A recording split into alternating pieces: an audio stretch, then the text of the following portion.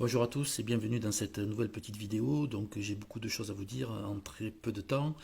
La première chose, j'ai entendu à la télévision récemment qu'il y avait une centaine de députés La République En Marche qui réfléchissaient à savoir comment on pouvait transformer les congés ou les RTT en chèques vacances pour le personnel soignant.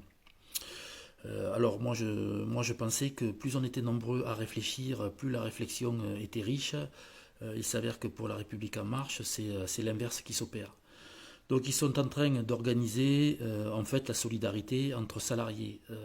Moi je pense qu'ils ont d'autres choses à faire et notamment comment remettre notre système de santé au service de l'intérêt général. Et en même temps voir comment ils vont faire pour augmenter les salaires du personnel soignant. La deuxième information, cette fois-ci c'est une bonne nouvelle, on a la CGT a obtenu gain de cause dans une procédure juridique par la Cour d'appel de Versailles sur un dossier Enedis. Souvenez-vous, il s'agissait de la mise en œuvre des expérimentations astreintes sur CIDR sur le plan national. Cette mise en œuvre des expérimentations avait été faite sans consultation des instances représentatives du personnel. Elle avait été faite également sans respecter les accords astreintes et temps de travail. Mais cette décision-là, elle donne raison à la CGT et c'est exactement ce qui s'est passé chez Renault à Sandouville.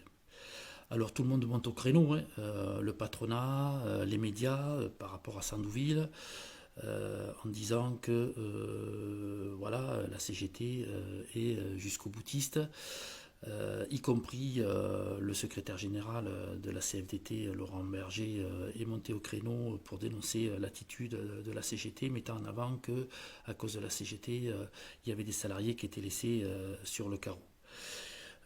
Qu'est-ce que ça veut dire en fait? Eh bien, ça veut dire que quand la justice donne raison à la CGT, eh bien, la décision est remise en cause et c'est purement scandaleux. Mais au-delà de ça, ça veut dire également que aujourd'hui, il existe un code du travail, il existe le droit du travail, et Laurent Berger est en train de nous expliquer qu'il faut savoir s'asseoir sur le droit du travail et passer par la négociation et le dialogue social. On a vu ce que ça a donné, hein, parce que quand on s'assoit sur le droit du travail et qu'on passe par le dialogue social, il en sort systématiquement des mesures qui sont inférieures aux droits des salariés. On l'a vu par le passé, notamment la CFDT qui a accompagné, je l'ai dit lors d'une précédente vidéo, qui a accompagné la loi travail. La loi travail qui a conduit à casser le code du travail. Et derrière, la CFDT s'est vantée d'avoir obtenu des mesures assez intéressantes, notamment sur le plafonnement des indemnités de licenciement. Puisque je vous rappelle très rapidement, au début la loi travail prévoyait de plafonner les indemnités de licenciement. Mais grâce à la CFDT, c'est plus une obligation, mais c'est une préconisation. Ils nous ont fait également le même coup sur la réforme des retraites. Ils ont accompagné une réforme des retraites qui consistait à casser un des meilleurs systèmes au monde de protection sociale. Et en même temps, ils se vantaient de pouvoir négocier des mesures protectrices vis-à-vis des salariés, notamment dans le cadre de la transposition entre l'ancien système et le nouveau système. Et là, eh bien là, ils font exactement la même chose, c'est-à-dire qu'ils s'assoient en fait sur le droit dont peuvent prétendre les salariés et ils disent il faut aller vers la négociation avec les employeurs, ce qui nous mènera inéluctablement à des mesures inférieures au droit.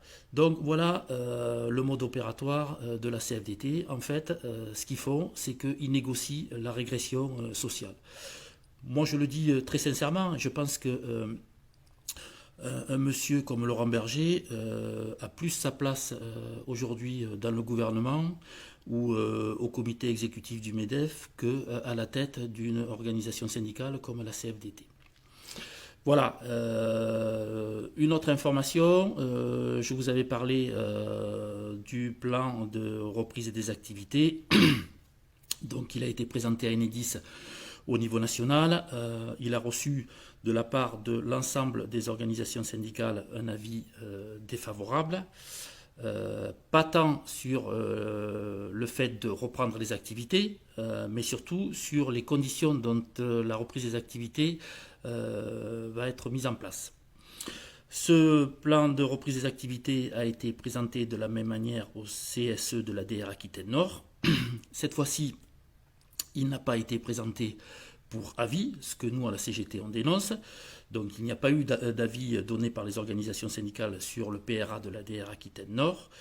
Voilà, il y a eu une proposition de résolution qui a été faite à l'initiative de la CFDT qui consiste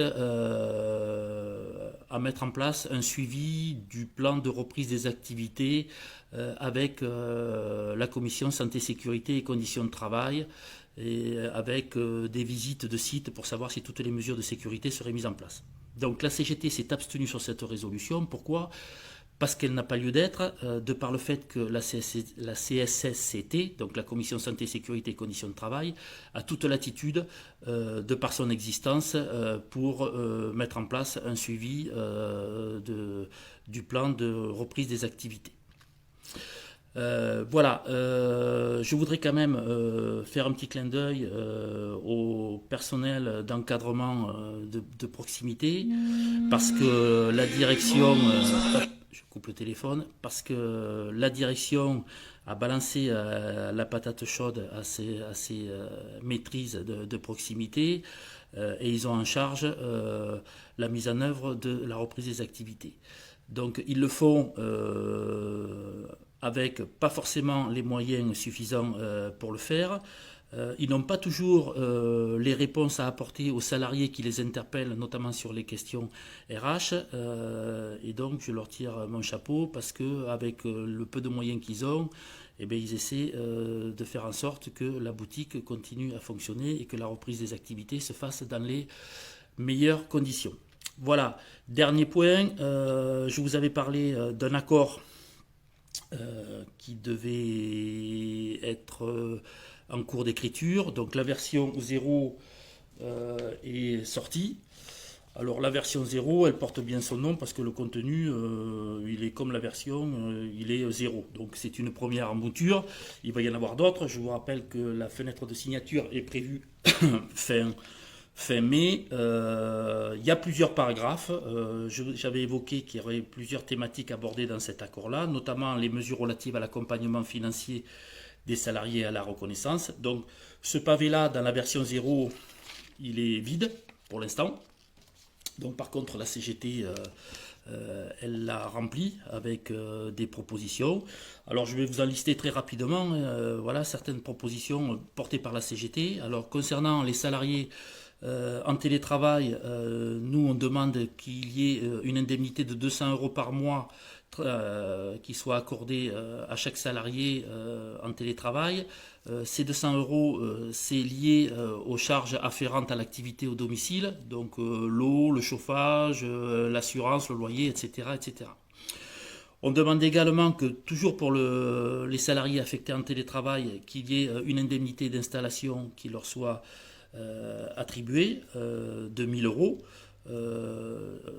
Soit ils ont l'indemnité de 1 000 €, soit les directions leur met à disposition l'ensemble du matériel, bureau, imprimante, armoire, rangement, support ordinateur, etc. à disposition.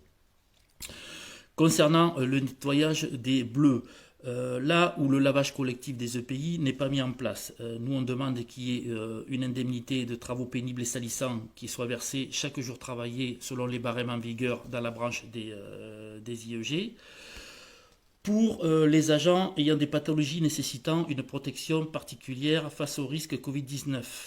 Donc le médecin du travail peut prescrire des mesures d'éloignement ou d'arrêt de travail. Dans ce cas-là, nous on demande à ce que les salariés puissent continuer à maintenir les suggestions de service et notamment les indemnités d'astreinte. On demande également qu'il y ait une attention particulière qui soit portée aux agents dont le conjoint ou le compagnon aura été touché par le chômage ou le chômage partiel. Et à ce titre-là, on demande que soit accordé un prêt à taux zéro pour l'achat de tout matériel à hauteur de 5 000 euros qui serait remboursable sur 60 mois.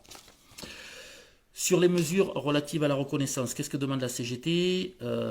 D'abord, dans le cadre du soutien à l'effort national, en vue de la relance économique, on demande que Enedis renonce au versement de dividendes à la maison mère. On demande également que la somme validée par la CRE au titre de la masse salariale des agents Enedis, aujourd'hui on sait qu'elle n'est pas versée aux agents, on demande qu'elle soit affectée globalement sous forme de NR. Donc on demande l'affectation d'un NR supplémentaire pour tout salarié et au-delà, un NR supplémentaire aux agents ayant fait face au risque d'exposition accrue au virus, c'est-à-dire les agents qui travaillaient pendant la période du PCA, qui travaillaient sur site ou qui travaillaient en contact physique avec la clientèle. Voilà. On a d'autres demandes, je ne vous fais pas la liste parce que ça serait trop long, mais au fur et à mesure de l'évolution de cet accord, je vous tiendrai informé des avancées qu'il y a. Voilà, eh bien, écoutez, j'en ai fini pour cette petite vidéo. Portez-vous bien. Si vous avez le moindre souci, n'hésitez pas à contacter le syndicat CGT Énergie 24. Et je vous dis peut-être à bientôt dans une prochaine vidéo. Salut à tous.